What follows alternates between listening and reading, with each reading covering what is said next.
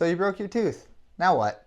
I'm Dr. Chris with Bismarck Advanced Dental and Implants, and today we're going to be talking about fillings versus crowns.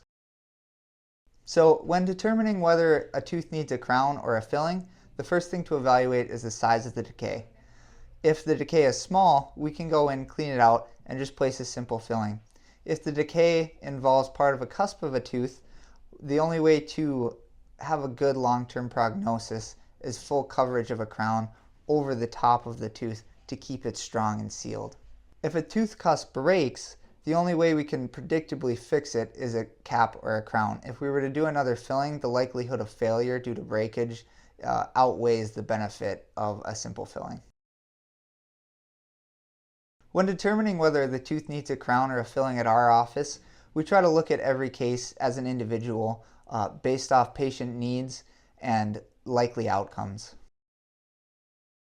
The benefits of a dental crown are strength and long-term predictability when replacing large amounts of tooth structure.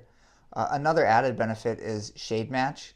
It's easier to shade match the adjacent teeth versus a filling where it's kind of a patchwork type thing.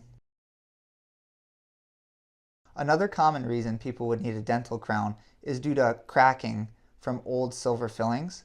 This can be a great way to prevent future breakage of teeth or the needing of a root canal or even extraction in an implant. So the benefits of a filling are that it's more conservative than a crown and more cost effective. The limitations are that they can only get so large before we worry about long-term predictability. Fillings typically take 10 to 20 minutes if it's one simple filling. A crown could take anywhere from an hour to an hour and a half, depending on the extensity of the decay. Luckily enough, at our office, we do all of our lab work in-house.